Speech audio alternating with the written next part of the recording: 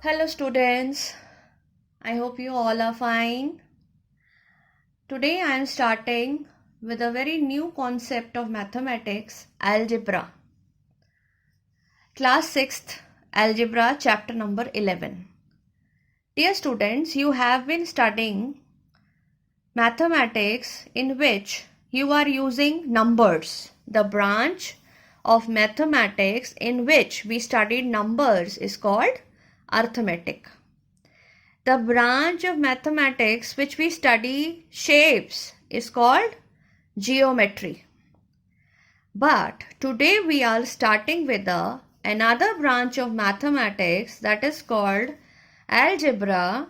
It involves use of letters. It's a very interesting topic. If you understand, I'll teach you first with matchstick patterns. I know you know what are matchsticks. See, two friends were playing with the matchsticks and they started making patterns out of that. So, one of the friend made pattern of English alphabet L like this. So, L is formed by using how many matchsticks? 2. So, she made two alphabets now L, continuation, and 3 and 4. She found that if I have to make one L, I need two matchsticks. If I have to make two L's, then I need 4 matchsticks, 3, 6, 4, 8 and so on. So, the number of matchsticks required are 2 into L forms. So, the required variable is 2n. Number of matchstick required is 2n. Now, I said a word variable. Variable means alphabet used to represent a value. Beta, n is the example of a variable and its value is not fixed. See, I have to make L, then I have to put 2 into 2 and how many L's I have to make. Suppose I have to make F. Now F requires how many matchsticks? 1, 2, 3 and 4. And here 2 F's, it will require 8 and so on. So my requirement of the value at the back for which I am using this alphabets is not fixed. मेरी value जो है वो fix नहीं है. जितना मुझे चाहिए उतने ही मेरे नंबर का पीछे वाला ये n जो है वो चेंज हो जाता है. जैसे यहाँ पे मेरा 4n हो जाएगा. और हम जो ये वेरिएबल्स हैं वो ये जो वेरिएबल्स हम लेते हैं कोई भी स्मॉल लेटर्स ले सकते हैं, m, l, p, x, y, whatever you want. So a variable is a number which does not have a fixed value. Now, in 11.1 you are able to understand how we use these variables. Find the rule which gives the number of matchsticks required to make the matchstick pattern. Okay, वहाँ हमने L बनाया था.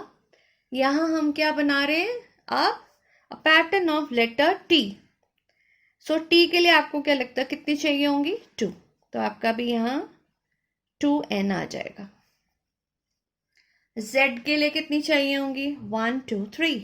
3n. Then इसके लिए कितनी चाहिए होंगी? u के लिए अगेन 3n. और e के लिए 1, 2, 3, 4, 5. 5n. क्योंकि यहाँ पर हमारा ब्रेक है तो 5 आएगी. ठीक है. तो इस फॉर्म में हम इसको ऐसे सीखेंगे और सम्स देखते हैं और अच्छे से समझ आएगा. See, cadets are marching in a parade. There are 5 cadets in a row. What is the rule which gives the number of cadets given the number of rows in the number of rows? Use n for the number of rows. See, what we have taken is let the number of rows be n. Candidates कितने हैं? 5. तो total candidates कितने हो गए? Number of candidates and number of rows. दोनों चीजें हमें given है तो हम इसका आंसर लिख देते हैं 5n। क्लियर? दोबारा बताती हूँ, देखो रो में कितने कैंडिडेट्स हैं, ऐसे कैंडिडेट्स चलते हैं ना मार्चिंग करते हुए, 5। रोज कितनी है, वो है n, तो टोटल कितने हो गए 5n। ऐसे ही अब इधर देखो question 4, if there are 50 mangoes in a box, how will you write the total number of mangoes in terms of boxes if b are boxes. हमने बी बॉक्सेस लिया है, नंबर हमारे मैंगोज कितने हैं 50 है, तो टोटल क्या होगा, number of mangoes into number of boxes that is equal to 50b। I hope you are understanding it. Now question 8 करते हैं। Leela is Radha's younger sister. Leela जो है राधा की यंगर सिस्टर है, यानी कि लीला बड़ी हो गई। Leela is 4 years younger than, sorry, Leela छोटी है, राधा की यंगर सिस्टर है, और लीला जो है उससे 4 years यंगर है। Now can you write Leela's age in terms of Radha's age? Yes, हम कैसे लिख सकते हैं, let the Radha's age be x। ठीक है, राधा बड़ी है, उसके x, तो 4 साल वो उससे छोटी है, तो कैसे लिखेंगे, Leela's age is equal to x minus 4। Very important, इस तरह के सम्स आगे आप करेंगे। दोबारा पढ़ते हैं। Leela is Radha's younger sister, Radha की छोटी बहन है और उससे वो 4 साल छोटी है। यंगर मीन्स छोटा होना। अगर हम राधा की एज x ले रहे हैं तो लीला की एज कितनी होगी, x minus 4। Now here see, this is also a very good question. Mother has made laddus, मम्मी ने लड्डू बनाए। शी गिव सब laddus to guest and family, guest और फैमिली को उसने लड्डू दे दिए। Still 5 laddu are remaining. If the number of laddus she gave away is L, how many laddu should ये मेक। अब इसमें बड़ा आपको ध्यान से पढ़ना है, उसने कितने लड्डूस बनाए हमें नहीं पता, कितने रिमेनिंग है 5। ठीक है, और उसमें से जो सारे लड्डूस बनाए थे उसमें से L उन्होंने किनको दे दिए, अपने गेस्ट को। ठीक है, L गेस्ट को दे दिए, 5 अभी भी रिमेनिंग है, तो टोटल लड्डूस हो गए L इन प्लस 5। ऐसे करना होता है। नाउ आप ये वेरिएबल्स अपनी पहले कॉमन रूल्स ज्योमेट्री में भी कर चुके हैं, मैं आपको बताती हूँ कैसे। अगर आपको याद हो, आप पेरीमीटर निकालते हैं स्क्वायर का, रेक्टेंगल का, तो उसमें आप क्या यूज करते हैं, देखिए perimeter, sum of the lengths of the 4 sides, L L L, 4 sides होती हैं, तो हम क्या लिखते थे इसको, 4 times L, that is 4L, और perimeter is equal to 4L। Both P and L are variable. Variable मतलब इनकी वैल्यू फिक्स्ड नहीं होती है, जिस हिसाब से साइड होगी उस हिसाब से इनकी वैल्यू आएगी। अगेन रेक्टेंगल में भी यही चीज हम कर चुके हैं, तब हमें पता नहीं था कि हम वेरिएबल यूज कर रहे हैं। आज आपको हम ये बता रहे हैं कि ज्योमेट्री में भी आप वेरिएबल यूज कर चुके हैं, और ये आपके वेरिएबल्स होते हैं। Perimeter of a rectangle, sum of 2 lengths plus 2 breadths, यानी कि 2 L होते हैं और 2 ब्रेथ्स। अगर हम इसको ऐसे लिखेंगे 2 ब्रैकेट में L प्लस बी, या 2L प्लस 2B, ये सब वेरिएबल है। L भी वेरिएबल है, B भी वेरिएबल है, और P भी वेरिएबल है। अब आपको याद हो तो आपने अभी पीछे होल नंबर्स करे थे जिसमें आपने प्रॉपर्टीज सीखी थी। तो कॉम्यूटेटिव प्रॉपर्टी ऑफ एडिशन क्या होती है कि आप ऑर्डर नेम नंबर चेंज कर दीजिए तो आपके आंसर्स सेम ही आते हैं। 3 + 4 + 5 आंसर सेम आएगा एज 5 + 3 + 4, दोनों का आंसर 12 ही आना है ना। तो कॉम्यूटेटिव प्रॉपर्टी में भी हम वेरिएबल यूज करते हैं। कैसे, देखो a + b = b + a, यहाँ पे भी हमने यूज किया। फिर हम डिस्ट्रीब्यूटिव में भी यूज करते हैं ऐसे, a × b ब्रैकेट में b + c। ठीक है, नाउ ये तो हो गया समझाने के लिए। अब आपको हम एक्सरसाइज करेंगे 11.2। वो कह रहे हैं side of an equilateral triangle is shown as L। I hope आपको इक्विलैटरल ट्राइंगल पता हो। इक्विलैटरल ट्राइंगल जिसकी तीनों साइड्स इक्वल होती हैं, ठीक है ना, L L and L. Express the perimeter of the equilateral triangle. अब हमें इसका पेरीमीटर बताना है. कैसे बताएंगे? Perimeter is equal to length of the boundary. So L plus L plus L क्या बन जाएगा? P is equal to 3L. तो ये हमारा आंसर आ गया बस. नाउ क्वेश्चन 2 क्या कहता है? Side of a regular hexagon is donated bye L. Hexagon क्या होता है? 6-साइडेड फिगर. 6-साइडेड फिगर. और रेगुलर का मतलब होता है जिसकी सारी साइड्स इक्वल हों. Express the parameter of hexagon. यानी कि इसमें भी L कितने हैं? हम 6. तो perimeter is equal to 6L. Perimeter of regular hexagon is 6L. ठीक है, चलिए आगे चलते हैं. Diameter of a circle is the line which joins 2 points on the circle. ये सबको पता है कि डायमीटर क्या होता है सर्कल में. It is the longest chord, it passes through the centre. और इसमें भी इन्होंने एक फिगर दी हुई है जो मैंने पीछे बनाई हुई है कि एक डायमीटर है जो सेंटर से पास हो रहा है. सेंटर उसका C है और रेडियस R है. Express the diameter of the circle in terms of radius. तो लेट्स डू इट. कैसे करेंगे? देखिए इधर ये फिगर मैंने ड्रॉ करी है. इस फिगर में देखिए ये मेरा डायमीटर हो गया. This is my diameter and R ये है. तो आपको ये पता है कि जब हम सेंटर से इधर और इधर ये भी R है, तो वो कह रहे हैं पेरीमीटर को, डायमीटर को आपने R में रिप्रेजेंट करना है. Now diameter is AB. Okay, अगर मैं रेडियस ले रही हूँ तो अगर मैं इनको स्प्लिट करूँगी तो ये होगा AC प्लस CB. यानी कि ये भी आ रहा है, ये भी आ रहा है ना. तो D is equal to R plus R, that is equal to 2R. ये हमारा इक्वेशन आ गया, एक्सप्रेशन आ गया, sorry. D is equal to 2R. Now आज एक और चीज हम नया वर्ड सीखेंगे, एक्सप्रेशन. एक्सप्रेशन होता है जब हम कोई भी चीज सॉल्व कर रहे हैं, बाय वो अल्फाबेट्स हो चाहे वो नंबर्स हो. अभी तक आपको याद है बोर्ड मास में ब्रैकेट्स डाल के ऐसे अर्थमेटिक एक्सप्रेशन सॉल्व करते थे. एक्सप्रेशन का मतलब होता है हम ऑपरेशंस यूज कर रहे हैं सारे, प्लस माइनस मल्टीप्लाई डिवाइड, कभी कहीं 1 कभी 2 कहीं 3 कहीं 4. So now we will learn about expression with variable and 4 operations. How expressions are formed. Let's do that. Now P multiplied by 8. देखने में बहुत इजी लग रहा है कि P जो है वो मल्टीप्लाई हो गया 8 से, लेकिन इसको ऐसे नहीं लिखते हैं. रूल है कि नंबर पहले आएगा और मल्टीप्लाई का साइन जो है उसको हम शो नहीं करेंगे, because it is understood when a number and a variable are written like this, it is getting multiplied. ये याद रखिए कि जब भी हम नंबर और अल्फाबेट को ऐसे लिखते हैं, इसका मतलब है कि ये जो नंबर वेरिएबल है इससे मल्टीप्लाई हो रहा है.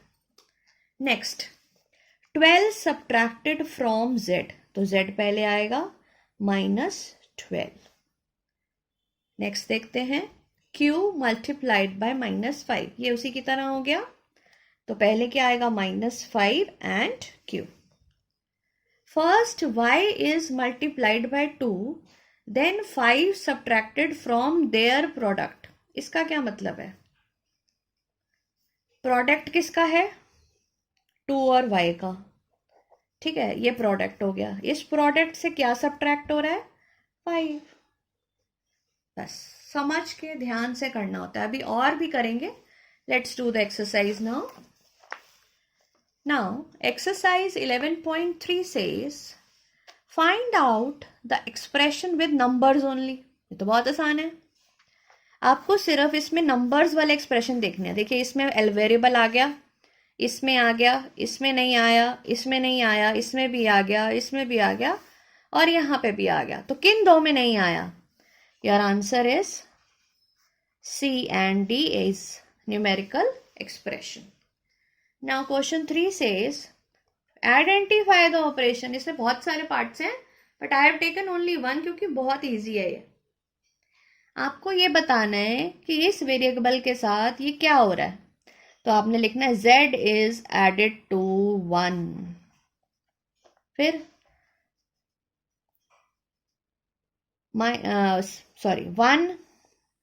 1 is subtracted from z.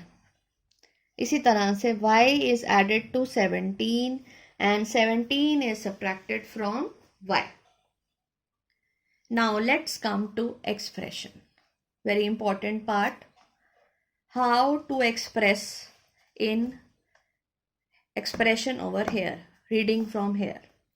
7 added to p. 7 added to p. That means what? p plus 7.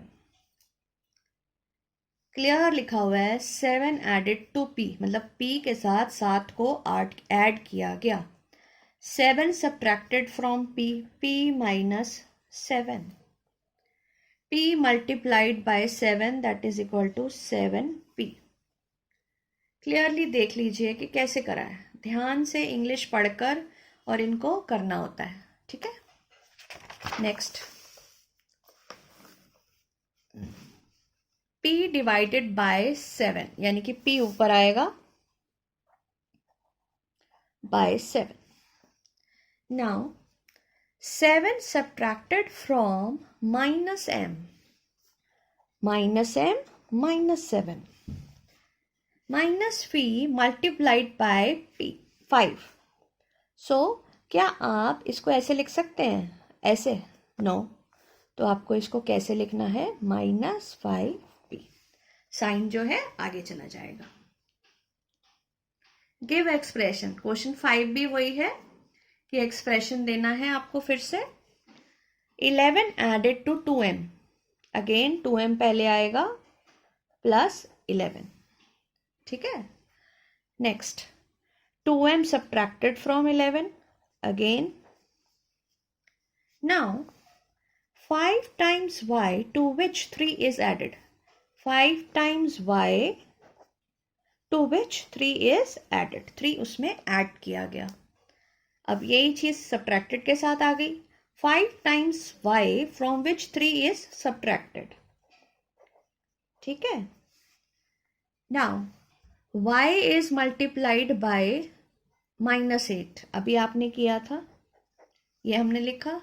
Then 5 is added to the result. Result मतलब इन दोनों के ऐड करने का यही रिजल्ट है ना इसका. And 5 is added to it. ये हमारे एक्सप्रेशंस बन गए. बहुत सारी प्रैक्टिस करनी पड़ेगी तभी समझ आता है ये. तो इसको आपने अच्छे से करना है. ना 11.4. अब जितना आपने एक्सप्रेशन सीखा है इसको हम प्रैक्टिकली कैसे यूज करते हैं. Let's do that. बहुत इजी है अगर आप समझ के करेंगे तो. Take Sarita's present age to be y. हमारी सरिता की एज कितनी है? 5. What will be her age 5 years from now. 5 years from now का मतलब है आज से 5 साल के बाद उसकी एज कितनी होगी. अगर मैं आपको बोलूं आपकी एज y है और आप 5 साल के बाद कितने के होंगे तो आप क्या बोलेंगे? y plus 5. यस.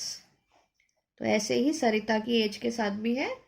उस वेरिएबल के साथ आपने 5 डाल देना है. Next. What was her age 3 years back. Back मतलब पीछे जाना है, मतलब माइनस करना है. तो आंसर आ जाएगा y -3. Now Sarita's grandfather is 6 times her age. What is the age of her grandfather? वो उससे 6 गुना बड़े हैं, 6 टाइम्स बड़े हैं. तो हमारा टाइम्स का क्या होता है? मल्टीप्लिकेशन. तो आंसर आ गया 6y. Grandmother is 2 years younger than grandfather. Grandfather क्या है? 6y. और ग्रैंडमदर क्या है?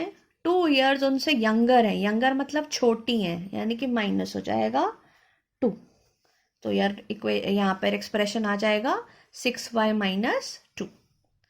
Sarita's father's age is 5 years more than 3 times Sarita's age. 3 times Sarita age is 3y. और फादर एज क्या है, +5 है, और ये उसके फादर की एज है, ये उसके ग्रैंड मदर की एज है, ये उसके ग्रैंड फादर की एज है, ये 3 साल पहले की एज है, और ये 5 साल आगे की एज है. इस तरह के सम्स आपको आने चाहिए. बड़ा ध्यान से करेंगे, बिल्कुल क्लियर दिया होता है ना. अब बी पार्ट पे चलते हैं. The length of the rectangular hall is 4 meters less than 3 times the breadth of the hall. What is the length if the breadth is b meters? So breadth कितना दिया हुआ है, b. We have to find out length. तो क्या लिखा है उन्होंने, 3 times the breadth, और लेस करना है 4 meters. पहले 3 टाइम्स कर लेंगे और उसमें से 4 लेस कर लेंगे. ये आ गई हमारी length. Finish. Now Meena, Beena and Leena are climbing the steps to the hill top. Meena steps are S. याद रखो कि मीना के क्या स्टेप्स हैं, S. Beena is 8 steps ahead. 8 steps ahead मतलब S + 8 हो गया. Leena is 7 step behind. इसका क्या मतलब हुआ, पीछे है, तो S - 7 हो गया. The total number of steps of the hills 10 less than 4 times what Beena has reached. See, ये देखो मैंने अभी आपको बताया, तो बीना के स्टेप्स हैं S. अभी हमने करा था बीना के कितने थे, S प्लस अहेड है ना उससे, तो 7 S + 8, और वो 7 स्टेप्स पीछे थी उससे, तो माइनस आ जाएगा. ठीक है. अब टोटल स्टेप्स के लिए हमें क्या करना है, it is 4 times the step at Beena was. Beena कहाँ थी, बीना कहाँ थी, S पे, सो 4S - 10. नाउ ये तो हो गया अभी एक्सप्रेशन. अब हम पढ़ेंगे इक्वेशन कैसे आता है. Equation is when we use a variable and we form, it is expressed by saying that expression with a variable is equal to the fixed number. इस तरह से ये देखो, यहाँ वेरिएबल है, यहाँ फिक्स नंबर है, और इनके बीच में इक्वल टू का साइन है, तो कोई ना कोई दोनों तरफ जो उसके हैं इक्वल होते हैं, तभी इक्वेशन बन जाती है. Equation has 2 sides, right hand side and left hand side. इसको बोलते हैं LHS एंड RHS. इक्वेशन का ये रूल होता है, जब हम वेरिएबल की वैल्यू डालेंगे तो दोनों तरफ के आंसर्स जो हैं वो सेम आने चाहिए. सैटिस्फाई करें the value of the variable of the equation, satisfy the equation. Satisfy मतलब दोनों तरफ इक्वल वैल्यू आए, उसी से सोल्यूशन आता है इक्वेशन का. अभी आप करेंगे, आपको समझ आ जाएगा. Now state which of the following are equations. Now आपको सिर्फ ये बताना है कि इसमें इक्वेशन है या नहीं है. Yes, it is an equation. Why? Because equal का साइन है और वेरिएबल है. ये इक्वेशन है, प्रॉपर इक्वेशन है. ठीक है. अब ये देखिए, इसमें क्या है, इनइक्वालिटी हो गई, तो इट इज इनइक्वल इक्वेशन. हमारी इक्वेशन नहीं है, हम इसको नहीं मानते इक्वेशन. ठीक है. अब यहाँ पर क्या है, अब यहाँ पे वेरिएबल नहीं है, लेकिन इक्वेशन कैसे होएगी. दिस इज अगेन, यहाँ पर it is an equation. Yes, it is a equation. यहाँ पे भी इक्वेशन है. Yes, it is not, it is not, it is. तो आपको ये थोड़ा सा देखना है कि आपको इक्वेशन समझ आए. इक्वेशन का मतलब है कि फिक्स्ड वैल्यू हो और दोनों तरफ प्रॉपर लिखा हो. जैसे एक वेरिएबल यहाँ लिखा है और इक्वल टू का साइन लिखा है, और फिक्स वैल्यू भी होनी चाहिए. अभी आप सम करोगे आपको समझ आ जाएगा। क्वेश्चन 2 ना, इसका एक्सरसाइज का एक बहुत अच्छा टेबल बना हुआ है जिसमें आपको वैल्यू पुट करके देखनी है इक्वेशन में और बताना है कि कौन सी वैल्यू इक्वेशन को सेटिस्फाई करती है। जैसे फर्स्ट वाला मैं आपके लिए कर देती हूँ, 10y इज इक्वल टू 80। अब y की वैल्यू क्या होगी कि 80 आए? 10 होगी, लेट्स पुट इट। 10 इंटू 10 क्या आएगा? 100 आ गया ये तो। 10 इंटू 10 इज वॉट? 100, क्योंकि मल्टीप्लाई हो रहा है। तो 100 और 80 इक्वल होते हैं? नो। तो आप इसको यहाँ नो लिख देंगे। अब 8, 10 इंटू 8 80 होता है? हाँ जी होता है, बिल्कुल। तो आप लिख देंगे यस। 5, 10 इंटू 5 कितना होता है? वो तो 50 होता है। 50 और 80 सेम होते हैं? नो। तो आप नो लिख देंगे। इस तरह से ये ऐसे पूरा टेबल आपको सॉल्व करना है। देखना है आपको कि कौन सी वैल्यू डलेगी। ये ऐसे है तो मल्टीप्लाई है, प्लस का निशान है तो प्लस करना है, माइनस का है तो माइनस करना है, टेबल को सेटिस्फाई करना है। वही सेम चीज क्वेश्चन 3 में है, उन्होंने आपको ऐसे वैल्यूज लिख दी हैं। करना वही मेथड है जो अभी किया है हमने। 5m is equal to 60। मैं पहली वैल्यू लेती हूँ 10, यानी कि मैंने लिया m is equal to 10। m into 10 ये हो गया मेरा 50 नॉट इक्वल टू 60, तो ये वैल्यू गलत हो गई। फिर अगला लेती हूँ, 5 के साथ मैंने 5 लिया। 5 25 no not equal to 60, it is not. फिर मैं अगला लेती हूँ 12। 5 इंटू 12 इज इक्वल टू 60। 5 12 60 होता है? यस। तो this value is 12 is correct. 15 लेती हूँ। हमें हर वैल्यू को डाल के चेक करना है जो उन्होंने दी है। 10 5 70 होता है, 75 होता है, तो नॉट इक्वल। ठीक है, तो हमारा आंसर क्या है? कौन सी वैल्यू है? m की वैल्यू 12 है। इस तरह से आपको सॉल्व करके दिखाना है। एक और सम कर देती हूँ। q by 2 is equal to 7। अब आपको ये सारी वैल्यूज यहाँ डालनी है। 7 बाई 2 ये क्या सेम है? कटेगा? No, not equal. फिर 2 बाई 2 7, ये तो 1 और 7 इक्वल है? नो। 10 आ गया। 10 बाई 2 इज इक्वल टू 7, ये तो 5 आ गया, अगेन नॉट इक्वल है। 7 14 डालेंगे। 14 बाई 2, 2 के टेबल में 14 7 पे आता है, यस इट इज इक्वल। तो हमारी Q की वैल्यू क्या हो गई? 14। इस तरह से हमने वैल्यू को फाइंड आउट करा। डिफरेंट डिफरेंट, इसको बोलते हैं हिट एंड एरर मेथड। इसमें आपने ट्रायल करा, trial and error method, sorry, trial and error method मतलब ट्रायल करा नंबर का, अगर आ गया तो ठीक है, नहीं आया तो नहीं आया, तो वो एरर हो गया।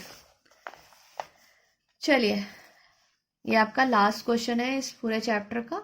इसमें भी वही चीज़ है, आपको ये टेबल तब तक कंप्लीट करना है जब तक आपको m की वैल्यू नहीं मिल जाती, ये वाली 16। ठीक है, now m plus 10 is equal to 16।